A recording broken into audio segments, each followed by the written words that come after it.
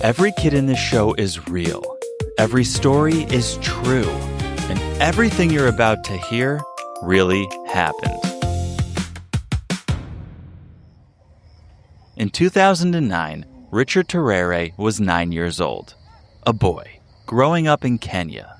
Not in the city, in the wide-open grassland, stretching flat in every direction. In a place right on the border of an enormous wild park. So wild, you could stand outside and watch giraffes and zebras and lions wandering by like it was nothing at all. And that's not just where Richard grew up. It's where our story begins. As a kid, Richard's parents gave him a job. A real one. A big one. See, in his family, when a boy turns 9, he gets given the cows to look after. And not some of them. All of them. The whole herd. It was a really important job. Because every night where Richard lives, something was coming out of the dark, out of the wild, to take the cows. So, Richard lay there, night after night, awake, while everybody else in the house slept, listening, because there was something out there that he was trying to hear before it was too late. See, past the thorn branches, deep in the dark, something was walking around that would very much like to eat those cows. Now, to understand Richard and this entire story better, you need to understand his background. Richard is Maasai. The Maasai are a people who live in Kenya in the wide-open grasslands, and they've looked after cattle for a very, very long time.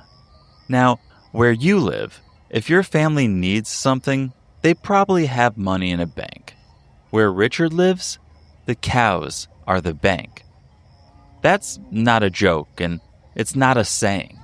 The cows really are the money. The cows are the food. The cows are how you send a kid to school, how you get through a bad year, how you know your family is going to be all right. So, if a lion came in at night and took a cow, I need you to understand, that's not like losing a toy. That's like somebody taking all of your food from your fridge and all of your money so you can't buy any more food. And that's basically what would happen. And it kept happening. Some weeks, the family would lose 3 cows. 3 in 1 week, and there was nothing they could do about it. And here's why. Richard's home sat right on the edge of a place called Nairobi National Park. It's a huge, wild park, full of zebras and giraffes and buffalo, and yes, lions. Now, when I say park, you might be picturing a fence around it. Well, there isn't one. Not on Richard's side, anyway. So, the zebras would wander out. And when the zebras wandered out, the lions would follow. And when a lion is out there in the dark, following zebras, and it walks past a bunch of cows standing perfectly still in one place, well, a zebra can run away. A cow can't really run away. So, the cows had a wall built around them to protect them. At least to try to protect them from the lions. The family kept them at night inside something called a boma. That's a big round pen with a wall made of thorn branches. And a wall of thorns will stop a lot of things, but it doesn't always stop a lion. And here's the truth. I have to tell you what happened next. And it's the sad part of this story, so I'm going to say it once, plainly, and then we'll keep going. When a lion took the cows, the men in the community would go out and find that lion. And the lion, well, that lion would not come back. Nobody was being cruel. These were families protecting the only thing standing between them and having nothing. If something is eating your family's food and your family's money, and there's no fence to stop it, and nobody's coming to help, you do the thing you can do. But it took a toll on the lions. Kenya used to have around 15,000 lions. 20 years later, there were about 2,500. That's most of them, gone, in about the time it takes a kid to grow up. And here's the thing you'd expect Richard to feel about all of this. You'd expect him to be sad about the lions, right? That's how these stories usually go. Well, he wasn't. He hated them. He'll tell you himself. He has said it out loud, on a stage, in front of 1,000 people. He wasn't being cruel about it. That was just the plain truth of his life. The lions took the cows, and he hated them for it. Now, here's the other thing to know about Richard. Richard liked to tinker with things. He took things apart. Not on purpose to be bad. He just needed to know what was inside. If there was a machine in the house, sooner or later, Richard had to open it on the floor in pieces. Now, imagine being his mom for a second. There are not a lot of machines in that house. There are only a few, and your son has now had all of them open on the floor. But here's what happened, and this is the important part. He would always put them back together. And then, Richard got so good at putting them back together. So good, he started making things that had never existed. He made fans for his parents' house out of car parts he pulled out of a junkyard.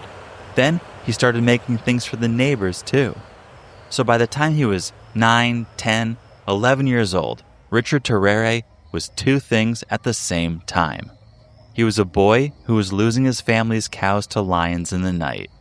And he was a boy who could build almost anything out of nothing. So, he figured he'd try to make something that would keep the lions from taking his cows.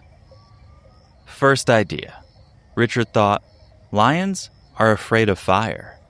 So, he set fires around the boma all night to keep the lions back. Except, think about what a fire actually does in the middle of a pitch-black night. It doesn't just make heat. It makes the dark not dark anymore. It lights everything up around it. So, the lions came, like always. Only this time, they could see. They could see straight into the pen. They could see exactly where every cow was standing. Richard had built them a nightlight. Failure number 1.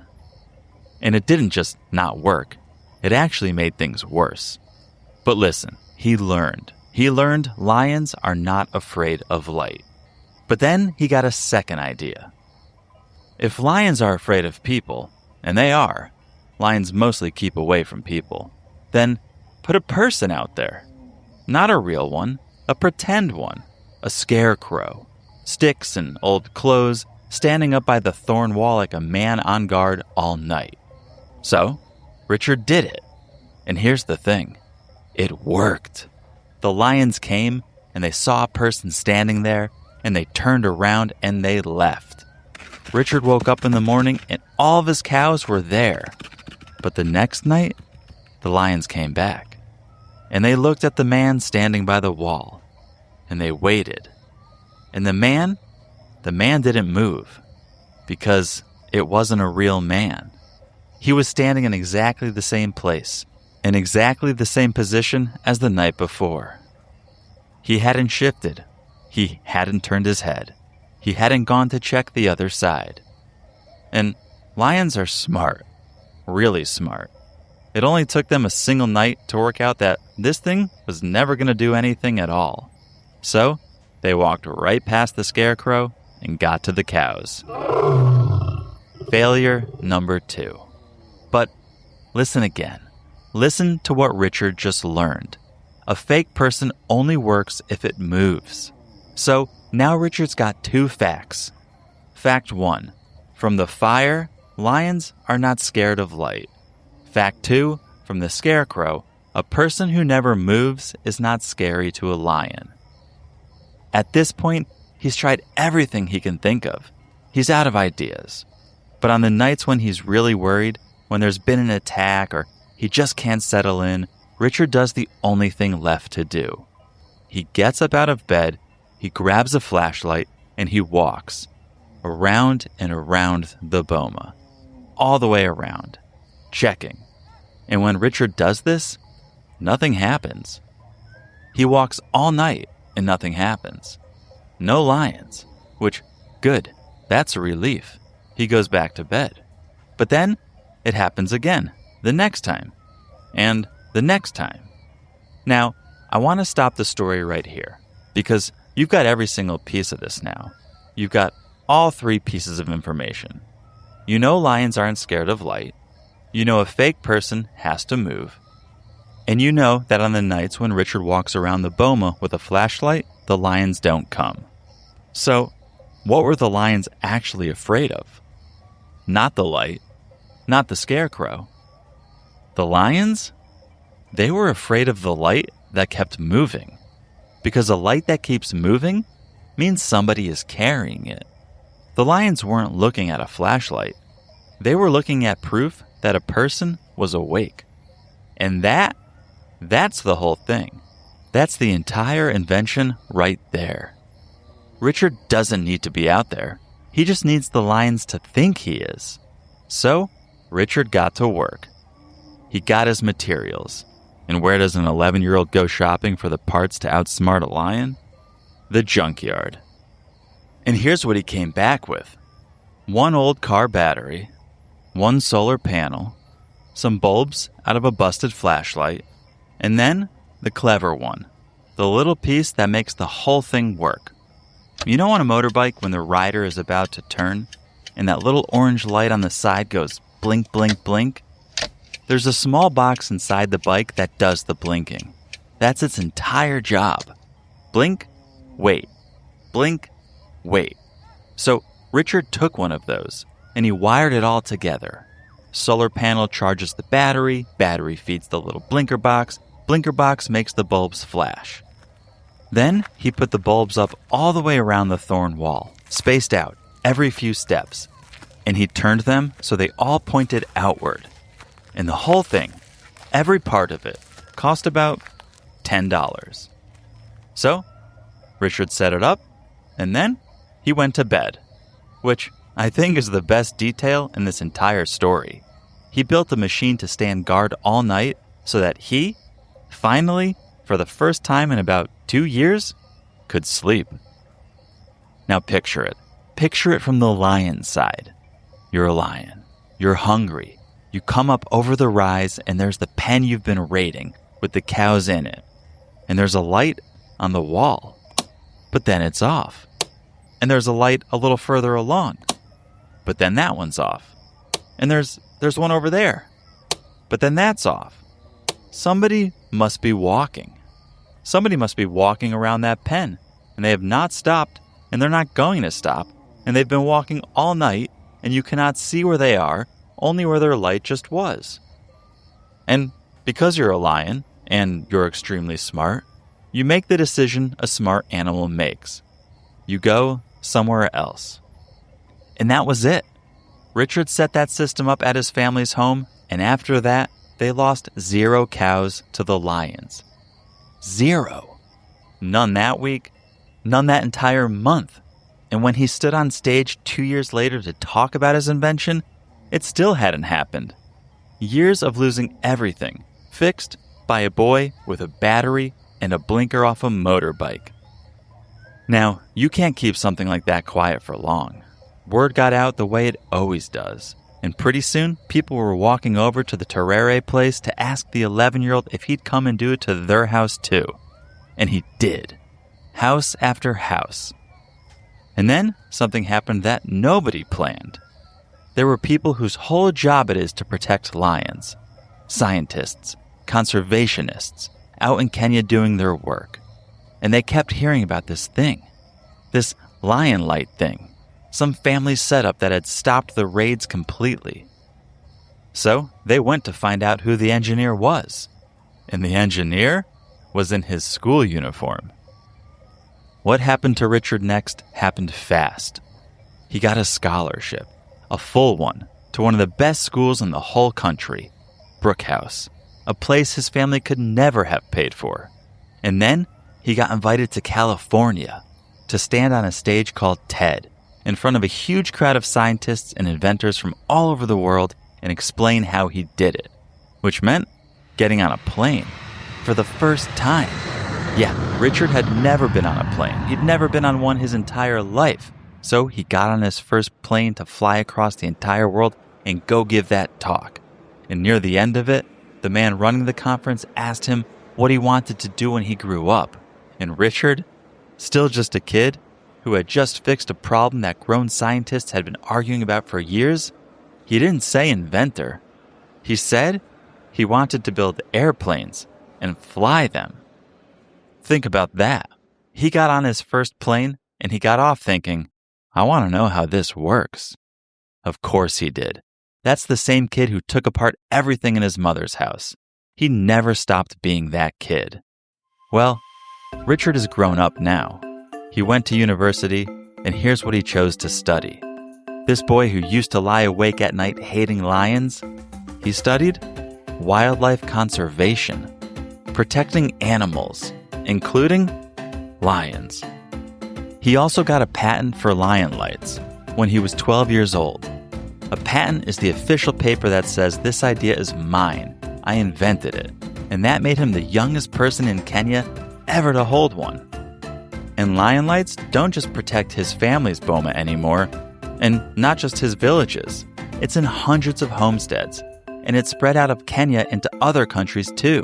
Tanzania, Botswana, Namibia, and then it jumped clean off the continent, all the way to Argentina. Richard won prizes in Europe. He's been a National Geographic explorer. He wrote a book. He's met presidents. And somebody asked him once, who would you be if none of this had ever happened? And you know what? He didn't dress it up. He said he'd be back in the village, herding his family's animals, like any young Maasai man. So here's what I keep coming back to. Those two failures, or those two so-called failures. If you'd been standing next to him, you'd have said he was losing. The fire made it worse. The scarecrow lasted one night. 2 big swings, 2 misses, and he's still lying awake listening for something in the dark. But that's not what was happening at all. The fire taught him lions aren't scared of light. The scarecrow taught him a person has to move. He couldn't have built those lights without failing at both of those things first. The failures weren't in the way of the answer. The failures were the answer. So, the next time something you're making doesn't work, and I mean the proper kind of not working, the kind where you want to shove the whole thing off the table, I'd like you to ask the question Richard asked. Not, why did that fail? But instead, what did that just teach me? This has been another episode of The Kid Who Did What? Everything in today's episode comes from true accounts of Richard Turere's invention of lion lights and everything it went on to do. Parents, you'll find all of our sources in the show notes. Thanks for listening, and we'll see you next time for another episode of The Kid Who Did What?